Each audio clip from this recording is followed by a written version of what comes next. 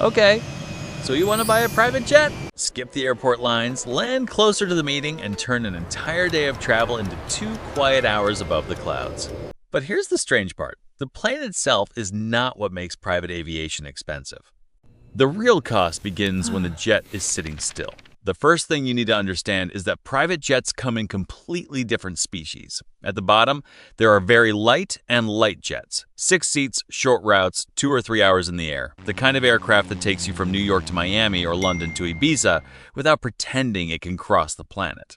A used one can cost a few $1,000,000. A new light jet can easily move into the $10 million range. Then comes the midsize and super midsize category. More cabin, more range, a real lavatory, sometimes a flight attendant. Enough comfort that passengers stop feeling like they are inside a fast aluminum tube and start feeling like they are inside a small office with engines.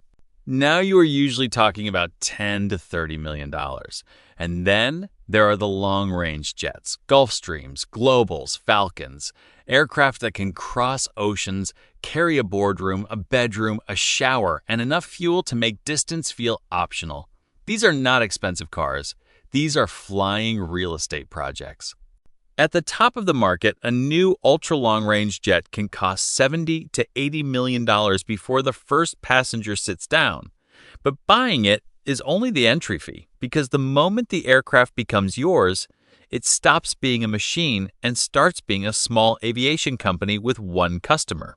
You need pilots, usually 2, and good pilots are not waiting around to work for free because your leather seats are nice. A proper crew needs salaries, benefits, recurrent training, hotels, positioning flights, backup pilots, and time off.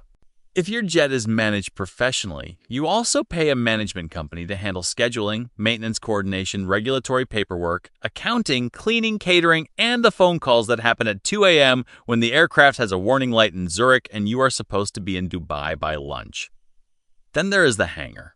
A private jet cannot just sleep outside forever like a pickup truck. It needs indoor space at an airport where indoor space is usually scarce, expensive, and owned by people who understand exactly how rich the customers are. In Teterboro, Van Nuys, London Luton, or Geneva, a hangar is not storage. It is rent in one of the most exclusive neighborhoods in aviation.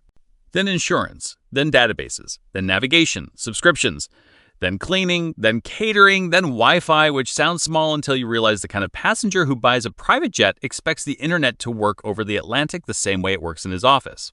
And then the real line item arrives, maintenance. Every aircraft lives by a calendar and an hour meter. Some parts expire because you used them. Other parts expire because time passed.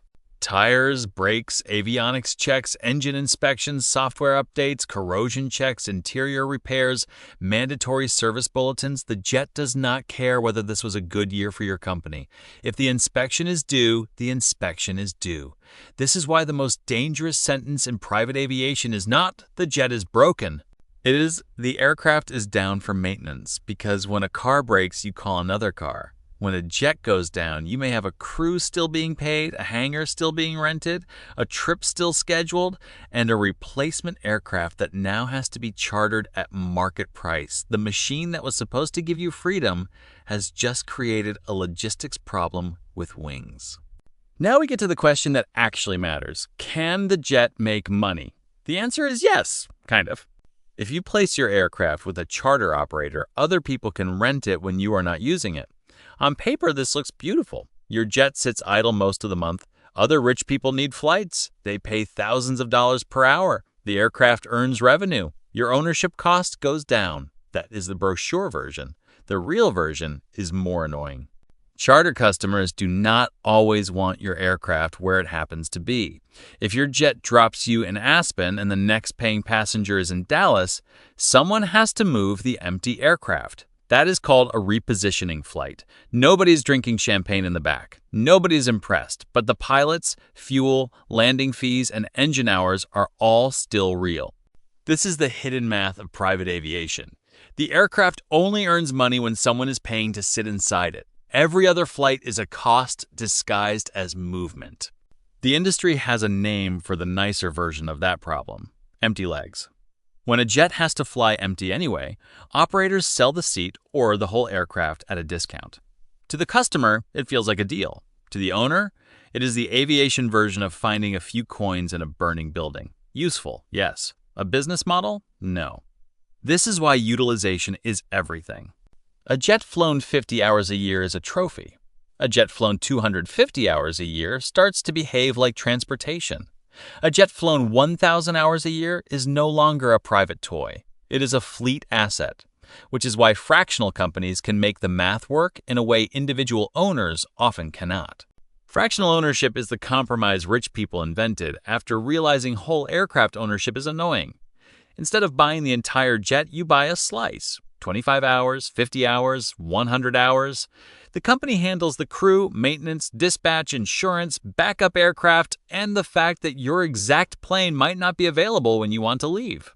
You no longer own the romance of one aircraft waiting for you. You own access, and access is often the better product. This is the same reason some billionaires charter jets they could easily afford to buy. They are not avoiding the purchase price. They are avoiding the responsibility attached to the purchase price.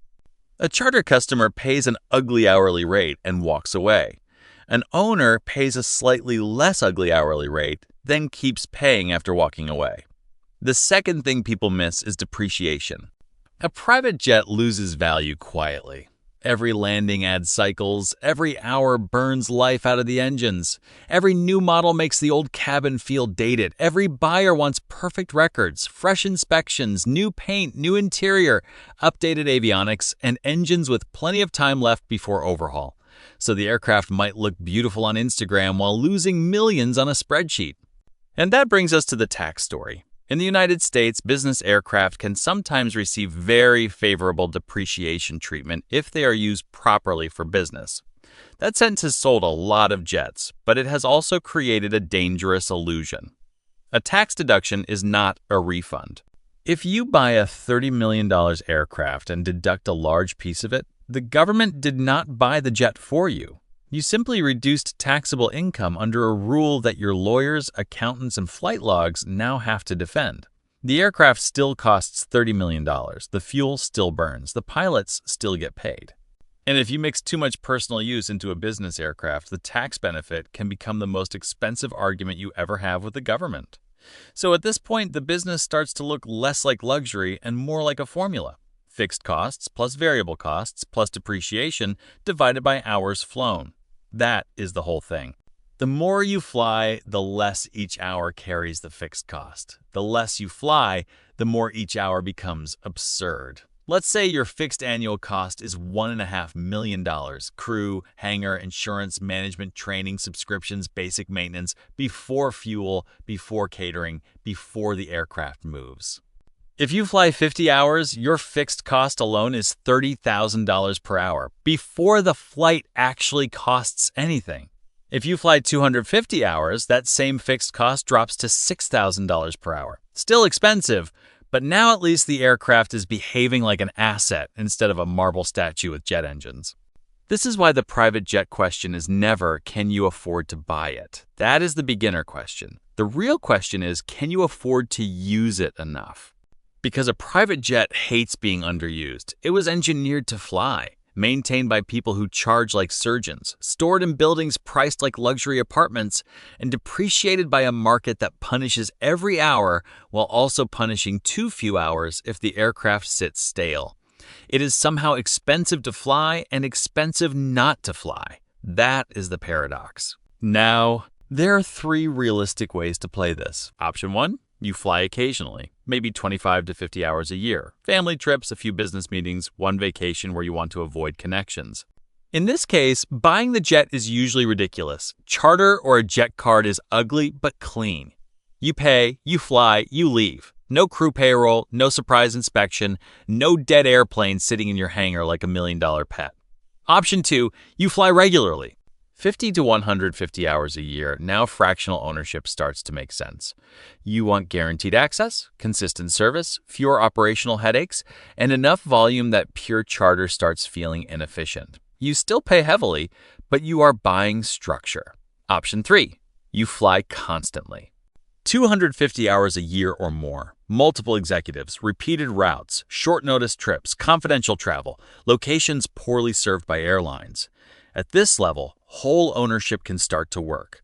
Not because the jet becomes cheap, it never becomes cheap, but because the value of saved time, control, privacy, and scheduling certainty can finally outweigh the machine's appetite. This is where the economics become personal. For a normal person, saving 3 hours is nice. For a CEO negotiating a billion-dollar acquisition, saving 3 hours can be worth more than the flight.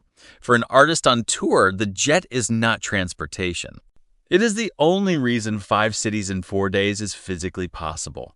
For a founder raising capital across 3 countries in 1 week, the aircraft is not luxury. It is schedule compression. That is what private aviation really sells. Not comfort, not champagne, not leather seats, time compression. A private jet turns geography into a smaller problem. It lets you visit 3 cities while everyone else is still connecting through Atlanta. It lets you land closer, leave later, arrive earlier, and carry the kind of people whose time is too expensive to waste in Terminal B. But that only works if your time is genuinely that expensive. Otherwise, you are not buying efficiency. You are buying the most complicated status symbol ever invented. Time to pull it all together and answer the actual question. How much money do you make if you do this right? Scenario 1. A light jet. Purchase price $5 to $10 million used, more if new. Annual fixed and operating costs can easily run near or above $1 million once crew, hangar, insurance, maintenance, and management are included.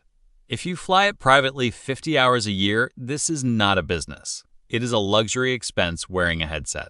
Scenario 2. A mid-sized jet. $10 to $25 million to buy, enough range and comfort that charter demand exists. If managed well and flown a few hundred hours between owner use and charter, the aircraft may offset a meaningful part of the burn. But offset does not mean profit. Most owners are not making money. They are reducing the cost of convenience. Scenario 3. A long-range jet. $40 to $80 million, global routes, wealthy passengers, high charter rates, enormous operating costs, and maintenance bills that can ruin your month before breakfast. This only makes sense if the owner's time is so valuable that commercial aviation is the expensive option.